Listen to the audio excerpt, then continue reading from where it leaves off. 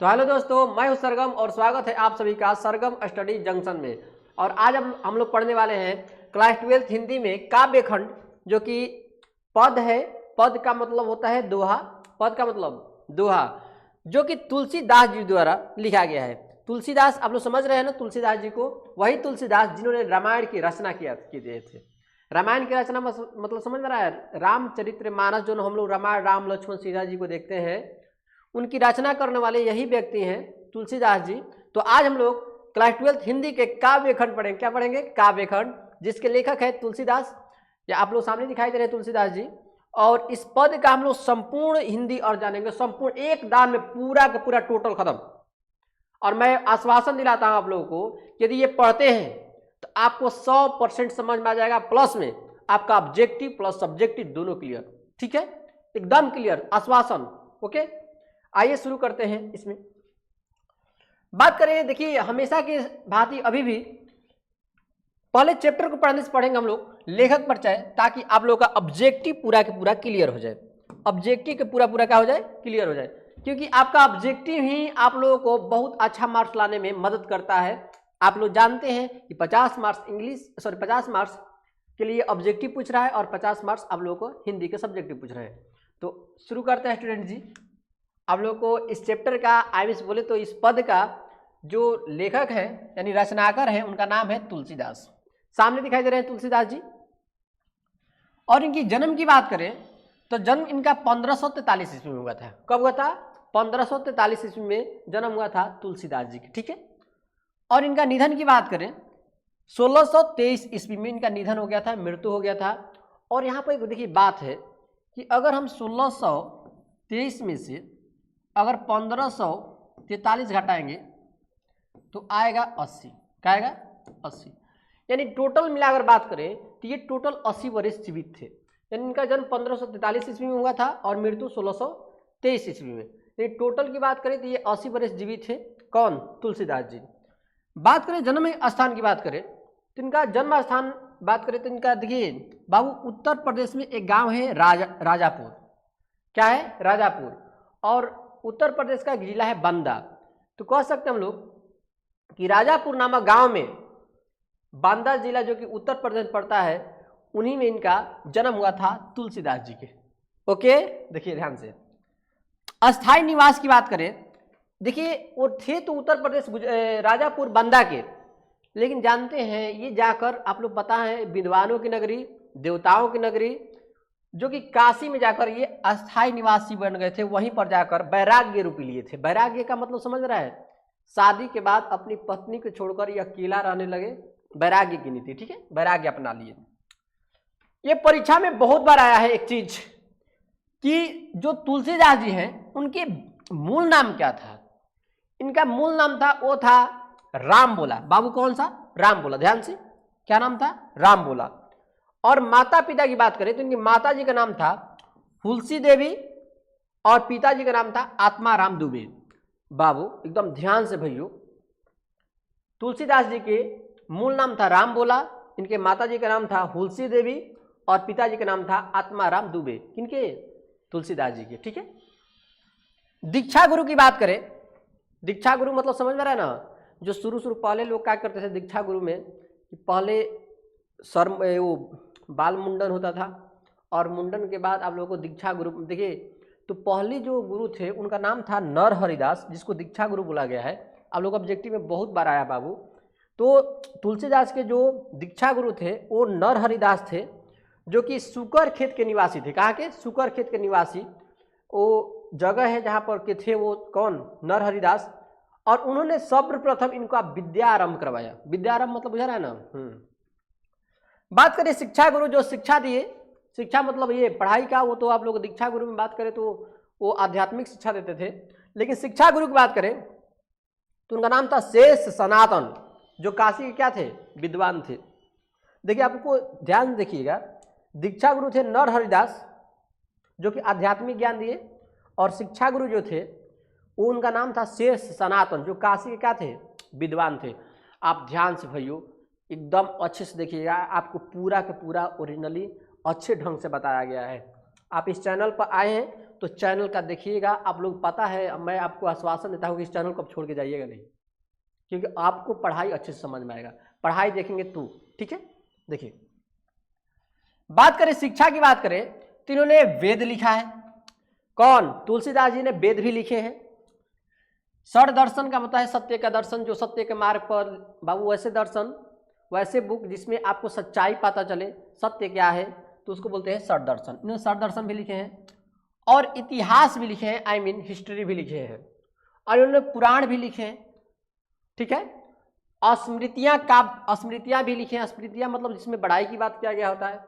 काव्य बोले तो कविताएं भी लिखे हैं, मैंने बहुत चीज लिखे हैं। नहीं, वेद, षड दर्शन, इतिहास, पुराण, स्मृतियां, काव्य, बहुत चीजों की रचना करने वाले तुलसीदास जी हैं।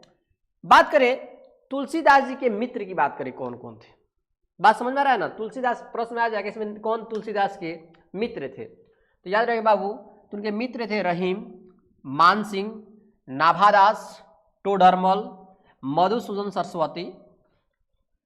बाबू देखिए और समझिएगा यहाँ पर, तो आप लोग परीक्षा में आ जाएगा कि मित्र, देखिए ना, तुलसीदास के मित्र कौन थे, तो रहीम जी थे। रहीमन निज मन की व्यथा मन ही राखो गोए, असुनी अठी लई हैं लोग सब बाटन लई हैं कोए। आप लोग पढ़े होंगे ऐसा ऐसा दोहा। मानसिंह आप लोग पता होना चाहिए, वही मानसिंह, टोडरमल, ये सब जो थे अकबर के मंत्री रहते हैं, नवरत्न रहते हैं वो सब। नाभादास आप लोग जान ही रहे हैं, नाभादास आप लोग अगला पाठ आएगा, उसके लेखक है नाभादास, जस्ट आगे पढ़ना इसके बाद वाला चैप्टर। मधुसूदन सरस्वती जो कि एक बहुत ही बड़ा ज्ञानी थे वो भी।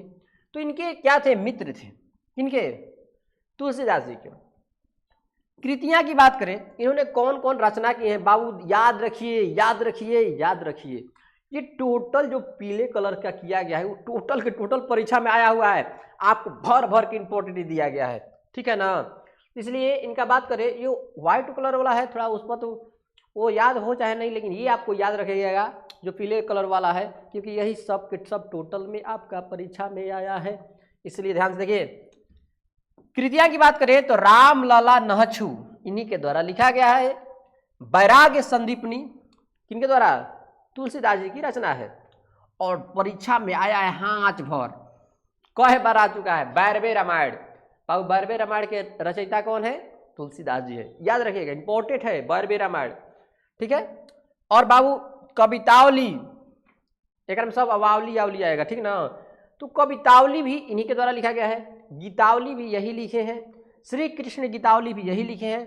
और आज हम लोग जो चैप्टर पढ़ने वाले हैं वो चैप्टर जो बना है वो लिया गया है कहाँ से, विनय पत्रिका से। आप लोग सामने दिखाई दे रहा है विनय पत्रिका, ठीक है। तो विनय पत्रिका किसकी रचना है, तो तुलसीदास जी की रचना है। और रामचरितमानस किसका नहीं फेमस है जी, रामायण देखे हैं ना हिंदी में, वो बाबू हनुमान जी, राम जी, लक्ष्मण जी, ये रामचरितमानस के रचयिता है तुलसीदास। बाबू याद रहेगा, संस्कृत में रामायण की रचना जो किए थे उनका नाम था महर्षि वाल्मीकि, लेकिन उस संस्कृत को हिंदी में कन्वर्ट किए थे, उनका नाम था तुलसीदास जी, ठीक है। तो याद रहेगा रामचरितमानस की जो रचना, रामचरितमानस हम लोग रामायण जो देखते हैं उनकी रचना करने वाले व्यक्ति हैं, उनका नाम था तुलसीदास।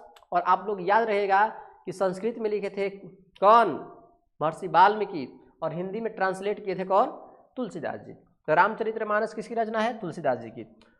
दोहावली ये बहुत बहुत इंपॉर्टेंट है, आपको सामने दिखाई दे, ये जो पीले कलर का किया गया है भैया उसको क्लियर करिए। देखिए बैरवे रामायण, रामायण की बात करेगा डाल दीजिएगा, रामचरितमानस, गीतावली देखो ना, कवितावली, गीतावली, श्री कृष्ण गीतावली, अब विनय पत्रिका। भैया ये इंपॉर्टेंट है, बहुत महत्वपूर्ण है परीक्षा के लिए, याद करके रखिए, आपका परीक्षा नजदीक आया है, ठीक है। आप ये देखिए बबुआ, मानस रचना समय, जैसे में देखिए डॉक्टर BR अम्बेडकर जी जब भारतीय संविधान लिखने जा रहे थे, यानी कि ड्राफ्टिंग कमेटी के जब अध्यक्ष उनको बनाया गया था, तो वो लोग मिलकर 2 वर्ष 11 माह 18 दिन में तैयार किए थे। 2 वर्ष 11 माह 18 दिन में टोटल भारतीय संविधान बनकर रेडी हुआ था। ठीक उसी प्रकार ये जब रामचरितमानस की रचना शुरू की, ठीक है, तो यहां पर समझिएगा, तो रचना आरंभ किए थे 1631 ईस्वी में, याद रहेगा, वास्तव में किए थे ये 1574 ईस्वी में, 1574 में क्या किए थे, रचना प्रारंभ किए थे। अब कहोगे भैया भैया 1574 लिखा हुआ है, ऐसा 1631 लिखा हुआ, बड़ा टेंशन है। देखिए तो ये आप लोग का जो 1631 दिखाई दे रहा है, ये अंग्रेजी कैलेंडर के अनुसार, जो अंग्रेज लोग बना के गए हैं ना कैलेंडर, उसके अनुसार। लेकिन जान लीजिए बाबू, हमारे देश में नहीं याद रहेगा, ये 1574, रुक जाइए मेचा, ये 1574 जो है, हेलो, ये जो अंग्रेज बना के गए हैं ये वाला है अंग्रेजी,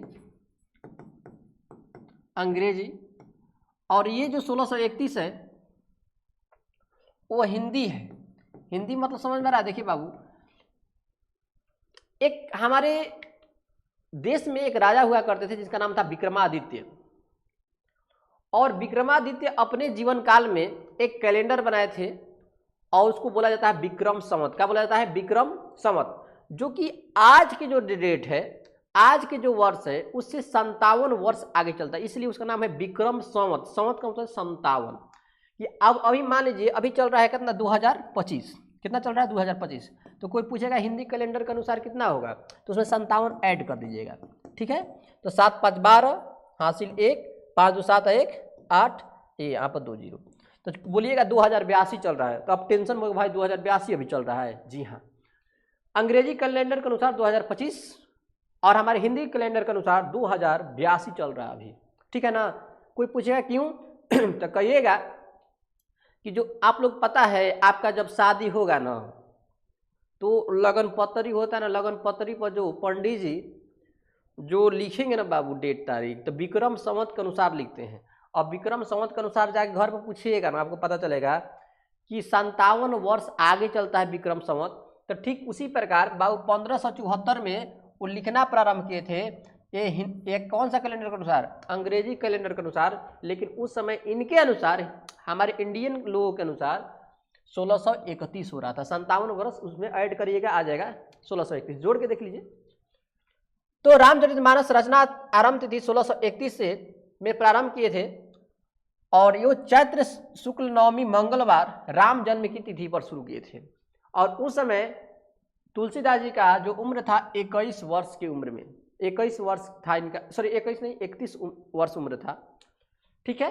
तो 1601 याद रहेगा, 1574 में लिख रहे थे आज के कैलेंडर के अनुसार, और बात समझ में आता है, वो विक्रम संवत के अनुसार 1631 ईस्वी में। अब बाबू रचना जो है पूर्ति हो गया 1633 ईस्वी में, यानी बोले तो आज के 1576 माने अंग्रेजी कैलेंडर के अनुसार, एक में बाबू समझिए। और जो विक्रम संवत है उसके अनुसार 1633 ईस्वी में खत्म हुआ था। आप ध्यान से देखिएगा, अच्छे से देखिएगा, ढंग से देखिएगा बाबू। 1576 में 57 जोड़िएगा ना तो 1633 आ जाएगा, जोड़ के देख सकते हैं आप लोग। अगहन शुक्ल पंचमी यानी राम सीता विवाह की तिथि को 2 वर्ष 7 माह 26 दिन में टोटल नीचे क्लियर कर दिए थे। जैसे भारतीय संविधान लिखने में 2 वर्ष 11 माह 18 दिन लगा था, ठीक उसको कोई पूछेगा कि रामचरितमानस को लिखने में कितना समय लगा था, तो बताइएगा 2 वर्ष 7 माह 26 दिन लगा था, ठीक है। 1574 से लगाकर 1576 तक लिखे थे। अब विक्रम संवत के अनुसार 1631 से लगाकर 1633 तक लिखे थे, ठीक है।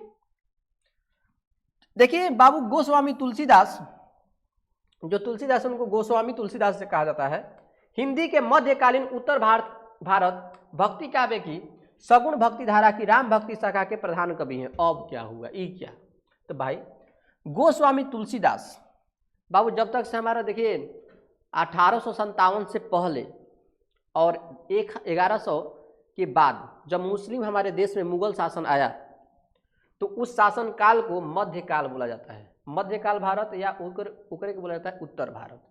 तो उस समय याद रहेगा जब ये लिख रहे थे, उस समय जो हमारे भारत पर जो कब्जा किए थे, इनका राज था, उनका अकबर नाम था। बात समझे, 1542 में अकबर जन्म लिया था।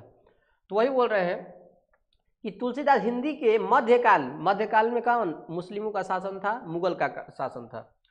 तो गोस्वामी तुलसीदास हिंदी के मध्यकालीन उत्तर भारत के भक्ति काव्य मतलब जितना भी कविता लिखे हैं उसमें भक्ति झलकेगा, चाहे वो राम जी के बारे में हो, चाहे कृष्ण जी के बारे में हो, ठीक है।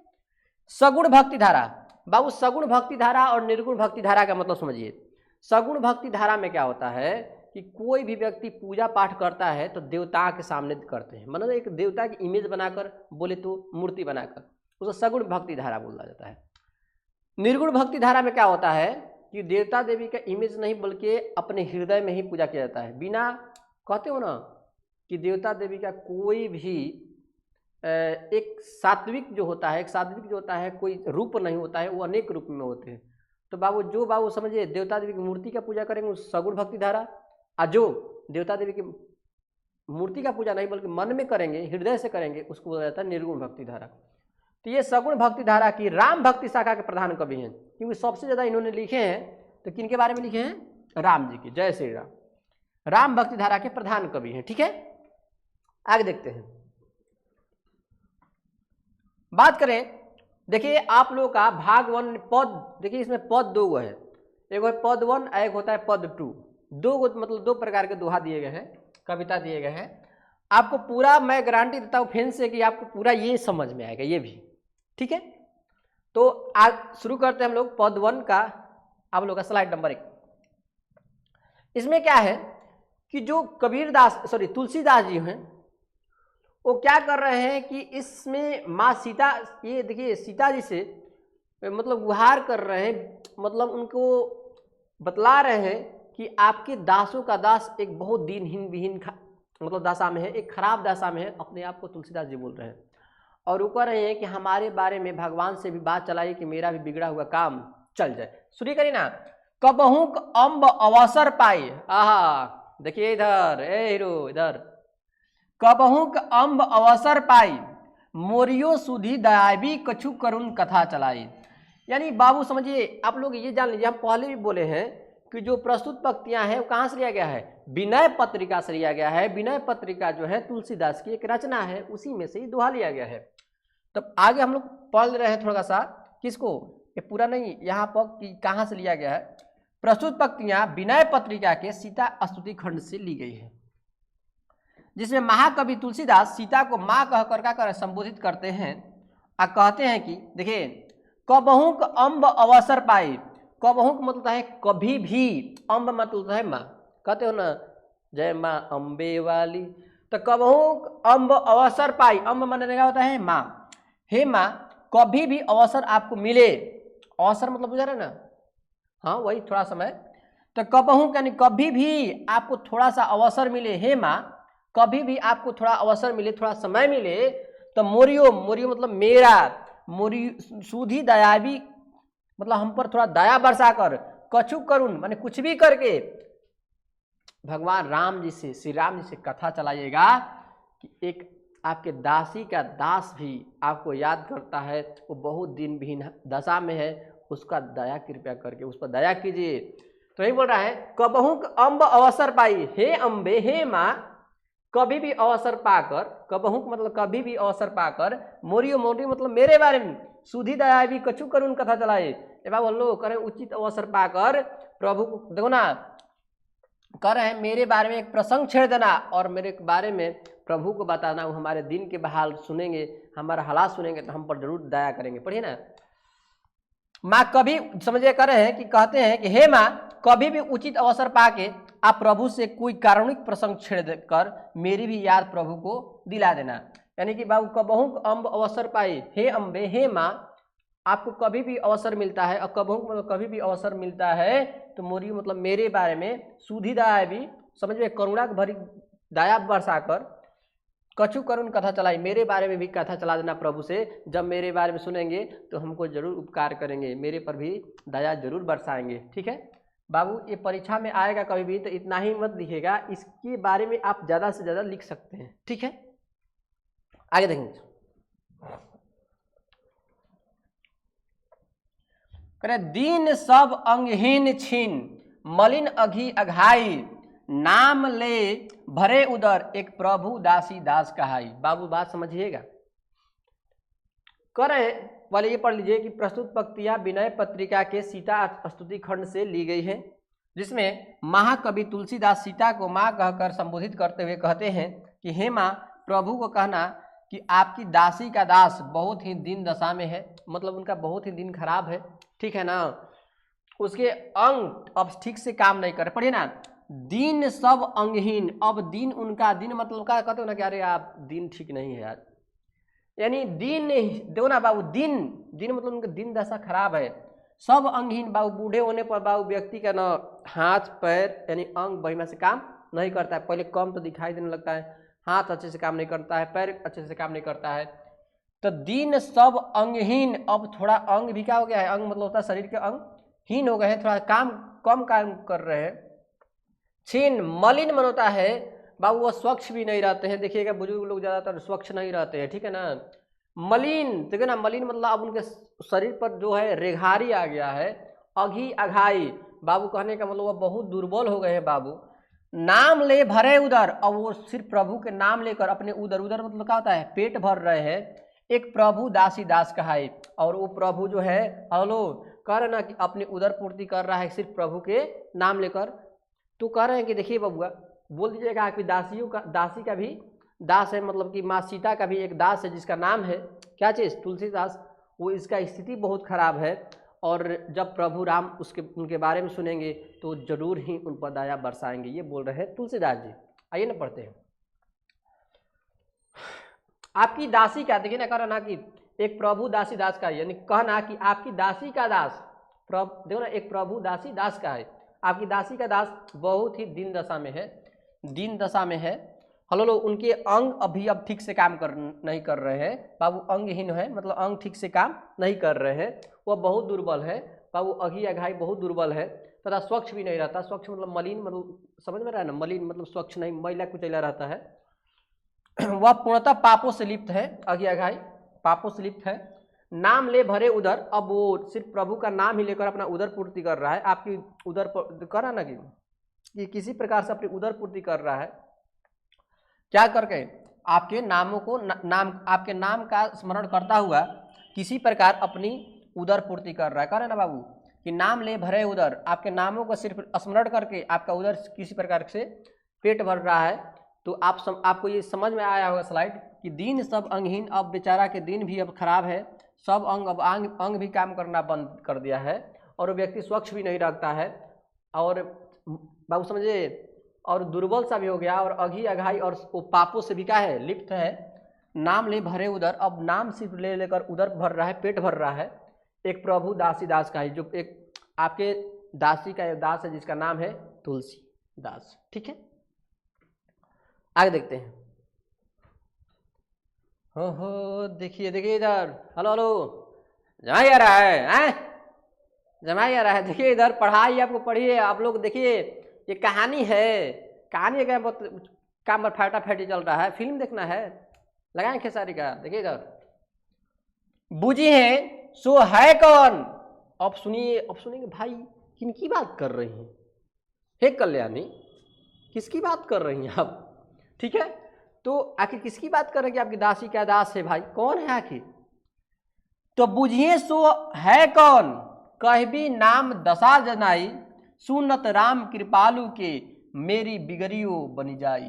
बाबू समझिए, वही बोल रहे हैं। पहले ये पढ़ लीजिए, प्रस्तुत पंक्तियां विनय पत्रिका से सीता स्तुति खंड से ली गई है, जिसमें महाकवि तुलसीदास सीता को माँ कहकर क्या कर रहे हैं, संबोधित करते हुए कहते हैं कि हे माँ, जब आप मेरी बात प्रभु से करेंगी तो आप पूछेंगे, यानी जब बुझिए कि सो है कौन, पूछेंगे ना जी, पूछेंगे कि आप किसकी बात कर रही हैं।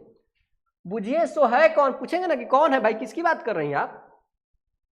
तो बाबू कहीं भी नाम दशा जताई, तो आप प्रभु को मेरी नाम और मेरी दशा बता देना। कहीं भी नाम दशा जताई, मेरी नाम और मेरी दशा बता देना कि एक किस प्रकार से रहता है एक दुखियारा जिसका नाम है तुलसीदास जी, ठीक है। दशा बता देना, क्योंकि अगर सुनत राम कृपालु, अगर मेरे बारे में राम कृपालु यानी राम जी जब सुनते हैं तो मेरी बिगड़ियो बनी जाई। तो ये बाबू हलो लो समझिए, जब वो बोल रहे हैं कि अगर मेरी स्थिति अगर प्रभु को पता चल जाएगा तो मेरे बिगड़े हुए काम बन जाएगा, मतलब इनका जो भी दुख है वो सब के सबका हो जाएंगे, मिट जाएंगे। आपको पता होना चाहिए दुख के निवारण करने वाले व्यक्ति हैं श्री रामचंद्र प्रभु, मर्यादा पुरुषोत्तम राम, ठीक है। आगे चलते हैं। जानकी जगत जननी, जनकी किए बचन सहाई, तरय तुलसीदास भव तो नाथ गुण गन गाई। हे बबुआ, हे भाइयों, आपको बता दिया जाए, आपको पूरा समझ में आएगा। कृपया करके आप अपने आप को मजबूत रखिए, निंदक नियरे राखिए, आंगन कुटी छवाए, बिन साबुन पानी बिना निर्मल करे सुभाए। देखिए इधर, जानकी जगत जननी जनकी किए बचन सहाई, तरे तुलसीदास भव तो नाथ गुणगन गाए। बाबू समझिए, हे माँ, पहले पढ़ लीजिए पंक्ति यहाँ तक कि प्रस्तुत पंक्तियां विनय पत्रिका से सीता खंड से ली गई है, जिसे महाकवि तुलसीदास सीता को माँ कहकर संबोधित करते हुए कहते हैं कि हे माँ, वैसे तो आप पूरे संसार की माँ है, जानकी जगत जननी जनकी किए बचन सहाय। जानकी मतलब होता है माँ सीता जी, ठीक है। जगत जननी का मतलब, जगत मतलब है संसार, जननी मतलब है माँ। क्या होता है? जानकी मतलब सीता जी की बात हो रहा है, जगत मतलब है संसार, और जननी मतलब है माँ। जन मतलब है लोग की बचन सहाय, मतलब कि जो माँ सीता है वो तो जगत की माँ है ना। तो ये बोल रहे हैं कि आप तो पूरे संसार की माँ है, देखिए आप अपनी कृपा पूरे संसार पर बरसाती हैं। जगत जननी जनकी की ये बचन सहाय, बसाई बचन सहाय का मतलब, सहाय का मतलब बरसाना, ठीक है। तो आप संसार को करती है, लेकिन इसके बावजूद अगर आप मेरी सहायता करेंगी, तरे तुलसीदास भव तो नाथ गुण गन गाय, यदि मेरी क्या करती हैं, सहायता करेंगी, तो आपके नाथ, देखिए ना, तरे तुलसीदास, तुलसीदास कहते हैं कि आपके नाथ का गुण गण मैंने गाकर, यानी गुणगान करके मैं भव सागर को तो मैंने पार कर जाऊंगा। वही बोल रहे हैं कि हे माँ, यदि आप मेरी हेल्प करती हैं, सहायता करती हैं, प्रभु से मेरे बारे में बात चलाती हैं, तो मैं तुलसीदास आपके जो आपके जो बोल रहे हैं ना कि पति हैं, यानी भगवान कौन, राम है, उनका गुण गाकर पूरे तो भव सागर का कर जाऊंगा, पार कर जाऊंगा। आपके नाथ का गुण गाकर भव सागर को पार कर जाऊंगा। इसके लिए आपको भगवान राम जी से मेरी बारे में बात करना पड़ेगा कि वो उस पर कृपा करिए। एक दुखियारा है, इनका नाम है तुलसीदास। बाबू ध्यान से, अच्छे से, ढंग से, आप एक छात्र हैं, आप डांस नहीं देख रहे हैं, याद रखिएगा, आप पढ़ाई देख रहे हैं। पढ़ाई को सटीकता से समझिए, नो नौटंकी, ओनली दिस पढ़ाई। आगे देखिए बाबू, वो भाग 1 आप लोगों का खत्म होता है। अब हम लोग पढ़ेंगे पद नंबर 2, ठीक है, पद 2, ठीक है बाबू समझिए। पद 1 आप लोगों का खत्म हो गया, पद 2 पढ़ेंगे, ठीक है। आप लोग को नो टेंशन, एक 1 शॉट में पूरा वीडियो आप लोग कंप्लीट करवा रहे हैं, पूरा कंप्लीट बाबू, पूरा कंप्लीट, ठीक है। तो ये कह रहा है कि द्वार हो भोर ही को आजू, रटत रिहा आरी और न कौन ही ते काजू। बाबू देखिए, ये जो भी है वही पंक्तियां, प्रस्तुत पंक्तियां विनय पत्रिका से ली गई हैं, जिनमें महाकवि तुलसीदास अपनी दीनहीन अवस्था का वर्णन करते हुए कहते हैं कि हे प्रभु, देखिएगा अब क्या है, स्लाइड 2 में ना डायरेक्ट प्रभु से बात कर रहे हैं, माँ सीता से नहीं, डायरेक्ट प्रभु जी से, यानी कि श्री रामचंद्र जी से कह रहे हैं कि द्वार हो भोर को ही, दो ना भोर ही को आजू, आज जो है, आजू मतलब आज, वो भोर से ही भगवान राम जी के मंदिर के सामने द्वार पर क्या हुए हैं, बैठे हुए हैं। याद रहे, भोर से ही आकर क्या करने के लिए, करुणा रूपी ज्ञान को प्राप्त करने के लिए, ठीक है, भोजन के लिए थोड़ा नहीं। भोजन बाबू, भोजन तो मिल जाएगा, एक गरीब के द्वार पर भी जाएंगे तो वो भी ध्यान देता है। तो बोल रहे हैं कि द्वार हो भोर ही को आजू, वो द्वार पर उनके, यानी कि राम जी के जो मंदिर है उनके सामने द्वार पर भोर को ही आकर बैठे हुए हैं। रटत रिहा आरी न कौन ही तो काजू, और रट मैंने वो समझिएगा, भिखारियों की तरह रट लगाए हुए हैं, गिड़गिड़ा रहे हैं। बाबू गिड़गिड़ा मतलब रिहा रहे, नहीं गिड़गिड़ा रहे, कहते ना गिड़गिड़ा रहे। और भगवान से और दो ना आरी और न कुछ, वो कुछ नहीं मांग रहे हैं, कौर ही तो काजू, एक जो बोलते हो ना, वो एक कौर निवाला का, यानी कि एक कृपा वाला निवाला का, कृपा मतलब ना ज्ञान रूपी निवाला का एक निवाला ही मांग रहे हैं, और कुछ नहीं मांग रहे हैं।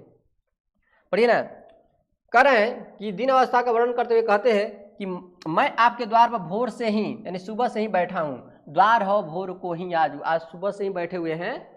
रटत रिहा आरी और न, बाबू समझिएगा थोड़ा गौर से, बैठा हूँ और भूख समझिएगा, भीख मांगने वाले की तरह रिहा गिड़ा रहा हूँ। हे प्रभु, हे ईश्वर, आपसे कुछ नहीं चाहिए, आरी और न कुछ, देखिए ना, कुछ नहीं चाहिए, आपकी कृपा का एक और सिर्फ निवाला ही मांग रहा हूँ। ये मांग रहे हैं तुलसीदास जी। कर ही तो काजू। बाबू कृपा के निवाला, भोजन की निवाला नहीं, भोजन की निवाला उनको तो कहीं पर मिट जाएगा। समझ में आ रहा है भगवान से क्या मांग रहे हैं आप लोग, समझ रहे हैं। अगला है, और ये भयंकर बात आ गई, तो भयंकर, बहुत भयंकर। बाबू आपको ये समझ में आ रहा होगा तो आप इस चैनल को सब्सक्राइब करेंगे, प्लस में अपने दोस्तों के पास शेयर करेंगे ताकि उनका भी पढ़ाई कंप्लीट हो जाए, ठीक है। देखिएगा ध्यान से आप लोग। कली कराल दुकाल दारुन सब कुंभती कुसाजू, नीच जन मन ऊंच जैसी कोड में की खाजू। बाबू समझिए, ये पहले पंक्ति यहाँ तक पढ़ लीजिए। प्रस्तुत पंक्तियां विनय पत्रिका से ली गई है, जिनमें महाकवि तुलसीदास अपनी दीनहीन अवस्था का वर्णन करते हुए कहते हैं कि हे प्रभु, इस कलयुग में भयंकर अकाल पड़ा है। ठीक है ना, कली मतलब होता है कलयुग, कराल का मतलब होता है विकराल भयंकर, और दुकाल का मतलब है अकाल, और दारुण मतलब पड़ा हुआ है। यानी इस कलयुग में बहुत ही भयंकर अकाल पड़ा हुआ है। देखिए ना, कर रहे हैं ना जी, कह रहा है कि इस कलयुग में भयंकर अकाल पड़ा है। ठीक है, कह रहा है सब कुंभती कुसाजू। बाबू समझिए इस बात में, और जो भी मोक्ष की रास्ता है बाबू, सब मतलब सब, बाबू कुंभती मतलब मोक्ष की रास्ता, कुसाजू वो पापों से क्या है, लिप्त है। कह रहा है और जो भी मोक्ष को प्राप्त करने का मार्ग है वो पापों से क्या हुआ है, भरा हुआ है। कुंभती का मतलब होता है, हम बोल रहे हैं मोक्ष की द्वार, और कुसाजू होता है पापों से लिप्त, वो पाप से लिप्त है। बाबू जौन मतलब मोक्ष की रास्ता वाला है, जो बाबू लो ये स्वर्ग नर्क जो भी हो, मोक्ष मतलब समझ में आया, जो पाप और पुण्य से परे हो जाते हैं, तो उनकी रास्ता जो है सब पापों से क्या है, लिप्त है। बाबू कह रहे हैं, देखिए आगे क्या है, प्रत्येक चीज में दुर्व्यवस्था ही दिखाई देती है। आज के जनरेशन में बस समझ में आ रहा है, कलयुग है, कलयुग में बच के, ठीक है, पढ़ाई पे फोकस करना है बाबू। पढ़ लेते हैं तो आपको दुनिया आपके साथ चलेगा, अन्यथा कोई साथ देने वाला नहीं है। इसलिए हम कह रहे हैं कि पहले पढ़िए, पढ़ेंगे तो आपके साथ साथ आपके परिवार, आपके आने वाला परिवार सब सुखी से रहेंगे, अच्छे से रहेंगे। आपको समाज में नाम होगा, प्लस में इज्जत होगा, प्रतिष्ठा होगा। इसलिए पहले पढ़ाई जरूरी है, उसके बाद कुछ करिएगा। और पढ़ लेते हैं तो आपको सब मिल जाएगा, अन्यथा आपको कोई पूछने वाला भी नहीं है। समझ में आ रहा है इस लोग पर। तो बोल रहे हैं कि नीच जन, बाबू समझिए, बता रहे हैं कि मैं नीच जाति की हूँ, मैं एक बाबू नीच जीव हूँ। कह रहे नीच जन, मैं एक नीच जीव हूँ, लेकिन मेरी मन ऊंच है, मेरी अभिलाषाएं ऊंच है। और बाबू हलो, अतः हे प्रभु विनती है स्वीकार करें, और समझिए, सॉरी, जो मुझे उसी प्रकार कर रहे हैं ना जी, कि मैं एक नीच जन जीव हूँ जिसका अभिलाषाएं ऊंच है, और जो मुझे उसी प्रकार कष्ट देती है जैसे कोड़ में खाज दुख दिया करते। कोड़ मतलब बुझा रहे हैं ना, कहीं ऐसी जगह घाव हो जाता है जब ना कि हाथ से मच हुआ है, या कोड़ मतलब होता है ना, मतलब नरेटिव रहती है, उधर खुजली हो जाता है, घाव हो जाता है, तो मुँह अंगुली घुसा के लगाएंगे नहीं। तो बाबू वो दुख दिया करते। ठीक उसी प्रकार कहते हैं कि मैं एक नीच जीव जन हूँ, मैं एक नीच जीव हूँ, लेकिन मेरी अभिलाषाएं ऊंच है। लेकिन वो वैसे ही हमें बाबू क्या करते हैं, दुख देती है, जैसे कोड़ में की खाजू। यानी कह रहे हैं कि जैसे कोड़ में खाज यानी खुजली हो जाती है, वैसे दुख दिया करते, उसी प्रकार वो मेरी अभिलाषाएं दुख दिया करते हैं। अतः हे प्रभु मेरी विनती स्वीकार करे और मुझे अपनी कृपा का मात्र एक निवाला प्रदान करे। समझ में रहा है, एक कृपा वाला निवाला। हम बोल रहे हैं ना, इना कि एक और निवाला तो मिल ही जाएगा। आगे देखते हैं बाबू अच्छे से, और बस 2 स्लाइड बचा हुआ है। हरि हिये में सदै बुझेओ जाई साधु समाजू, मोह से कहूँ कतहूँ कोई तीन कहो कौशल राजू। बाबू फिर से ये पढ़ लेंगे। प्रस्तुत पंक्तियां विनय पत्रिका से ली गई है, जिनमें महाकवि तुलसीदास अपनी दीनहीन अवस्था का वर्णन करते हुए कहते हैं कि हे प्रभु हृदय में अत्यंत पीड़ा है, हरिहर हिये में सदै। यानी हरि, बाबू समझिए, हरि से यानी भगवान से, बाबू हलो, हिये मैंने हृदय बोल रहे हैं कि बहुत ही बड़ा पीड़ा है। समझिए, करें हृदय में अत्यंत पीड़ा है, पीड़ा के साथ मैं सदैव बुझियो जाई साधु समाज। वो दयाशील जो होते हैं ना, दयाशील जो साधु समाज होते हैं, जो संत होते हैं, जाकर उस संत समाज से पूछते हैं कि मेरी इस दुख का उपचार क्या है, मेरा उपचार कैसे हो सकता है इस दुख का। तो दयाशील साधु समाज से यह बात पूछा कि वाह, क्या मेरे जैसे पापी दरिद्र के लिए कोई शरण है। तो महू से कहूँ कतहूँ कोई तीन कहे कौशल राजू, मैं उन लोगों से पूछे तो वो बताए कि बाबू हो लो वो कौशल्या के जो राजू है ना, कौशल राजू, यानी कह सकते हो कि कृपा के सागर जो राजू है जिसको राम जी बोला जाता है, श्री रामचंद्र जी, वही आपके दुखों को समझ सकते हैं, उसी के शरण में चले जाइए। मुँह से कहूँ मैंने हमसे वो कहे कौन साधु समाज, कहूँ कोई नहीं है, तीन कहो कौशल राजू, वो बोल रहे हैं कि तीनों लोकों में कोई नहीं है, सिर्फ कहे कि वही कौशल्या के पुत्र हैं, कौशल्या दशरथ के नंदन, उन्हीं के शरण में चले जाइए, वही आपका सभी दुखों को कष्ट को हर लेंगे। ठीक है, करा दीनता दारिद दलय को कृपा बारिधि बाजू, दानी दशरथ राय के तू बनाइत सिर ताजू। आहा हा, मन गदगद। करा प्रस्तुत पंक्तियां विनय पत्रिका से ली गई हैं, जिनमें महाकवि तुलसीदास अपनी दीनहीन अवस्था का वर्णन करते हुए कहते हैं कि हे कृपा सिंधु, दीनता दारी दलय को, बाबू आपके अतिरिक्त कौन है जो मेरे दलय, दलय में होता है दुख को, बाबू दारिद्र में होता है गरीबी को, कौन दूर कर सकता है, आप ही तो है करने वाले। तो आपके जो ना कर रहे हैं देखिए कि आपके अतिरिक्त कौन है मेरी दीनता और दरिद्रता को दूर कर सकता है। दीनता मतलब होता है जो दिन खराब उनका चल रहा है उनका, बाबू दीनता दारी दलय को, दीनता मतलब है खराब स्थिति, उनका दयनीय स्थिति था, मतलब कि दिन उनका खराब चल रहा था, दारिद्र मतलब गरीबी छाया हुआ था, दलय मतलब है दूर करना। कौन व्यक्ति है जो आपके अलावा कि जो मेरे दिन को और दरिद्र को क्या कर सकता है, दूर कर सकता है।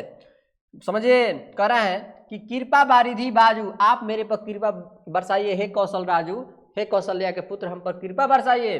दानी दशरथ राय के, बाबू समझिए कह रहे हे दशरथ पुत्र श्री राम, हे दशरथ नंदन राम, तू बनाए सिर ताजू, हलो लो आपके द्वारा ही मेरी बात बन सकती है, तू मन आपकी आप अगर चाहेंगे तो मेरा काम बन जाएगा, यदि आप नहीं चाहेंगे तो मेरा काम बनने वाला नहीं है। यानी कि दीनता दारी दलय को कृपा बारिधि बाजू, यानी कि आप ही मेरे दीनता को, दरिद्र को, गरीबी को यानी दूर कर सकते हैं, अन्यथा कोई नहीं, आप ही कृपा बारिधि है। कृपा कहते ना, हे कृपा नरेश श्री रामचंद्र जी, आप ही तो हैं जो इस हमारे जैसे दिनहीन दशा वाले व्यक्ति को, दरिद्र व्यक्ति को, गरीब व्यक्ति को, आप दशा को, ये सब मतलब कि सबको हर सकते हैं, खत्म कर सकते हैं। तो यही बोल रहे हैं कि दानी दशरथ राय के हे दशरथ नंदन राम, तू बनाए सिर ताजू, अगर आप चाहेंगे तो मेरा काम बन जाएगा। समझ में आ रहा है ना। आपके सामने श्री रामचंद्र जी लगे हुए हैं, तुलसीदास जी हैं। आपका लास्ट स्लाइड है, आप लोगों का इस चैप्टर का आराम से देंगे। जन्म को भूखो भिखारी हो, गरीबी दोना गरीब निवाजू, पेट भरी तुलसी ही जीवइये भक्ति सुधा सुनाजू। बहुत समझिएगा, पहले इसको पढ़ रहे हैं। प्रस्तुत पंक्तियां विनय पत्रिका से ली गई हैं, जिनमें महाकवि तुलसीदास अपनी दीनहीन अवस्था का वर्णन करते हुए कहते हैं कि हे कृपा सिंधु, हे गरीबों का दुख दूर करने वाला, जन्म बाबू समझिएगा करने वाला, जन्म को भूखो भिखारी हूँ, मैं जन्म से ही क्या हूँ, भूखे और भिखारी हूँ। कौन? तुलसीदास जी बोल रहे हैं कि मैं जन्म से ही भूखे और भिखारी हूँ। देखिए ना, जन्म को भूखो भिखारी हो, गरीब निवाजू, और ए बाबू हम लोग कह रहे हैं ना कि मैं, समझिए ध्यान से बाबू, ध्यान से, दूर करने वाले, मैं जन्म से ही भूखा और भिखारी हूँ, और आप दिनों के नाथ हैं, और आप गरीब लोगों को, गरीब निवाज यानी गरीबों को निवाला देने वाले आप ही हैं प्रभु, आप ही जो है कि जो गरीबों को लेकर चलते हैं। पेट भरी तुलसी ही, बाबू समझिए कर, तुलसी जैसा भूखा भक्त आपके द्वार पर बैठा है, पेट भरी तुलसी ही जवैया भक्ति सुधा सुना। जो तुलसीदास ने आपको पहले ही बताए हैं कि वो मंदिर के सामने बैठकर गिड़गिड़ा रहे हैं सुबह से ही। तो बोल रहे हैं कि देखिए बाबू, तुलसी जैसा भूखा भक्त आपके द्वार पर बैठा है, पेट भरी तुलसी ही, समझिए। और तुलसीदास जी का पेट तभी भर सकता है जेवैया भक्ति सुधा सुनाजू, जब आप भक्ति रूपी सुधा मन अमृत को एक बूंद हमें पिला देंगे। तो ये बोल रहे हैं कि मुझे आपकी भक्ति रूपी पिलाकर मेरे ज्ञान रूपी भूख को क्या करें, शांत करें। तो पेट भरी तुलसी ही, पेट तभी तुलसीदास की भर सकते हैं। जेवैया मतलब है जब आप भक्ति रूपी सुधा को, सुधा मतलब है अमृत को जैसे ही पिला देंगे, मेरी तो भूख खत्म हो जाएगी, मिट जाएगी। ये भी ज्ञान रूपी आप क्या पिलाना है, आपको अमृत पिलाना है, यानी कि सुधा पिलाना है। सुधा मतलब अमृत। तो आपको ये टोटल के टोटल समझ में आया होगा। आप इस स्लाइड को और बड़े से बड़े करके लिख सकते हैं। तो दोस्तों यदि आप लोगों को पूरा समझ में आया होगा तो अपने दोस्तों और भाई बंधुओं पर शेयर करें, उस वीडियो के चैनल को लाइक करें और इस चैनल को सब्सक्राइब करें और इसको वीडियो को लाइक करें। जय हिंद दोस्तों, नमस्कार।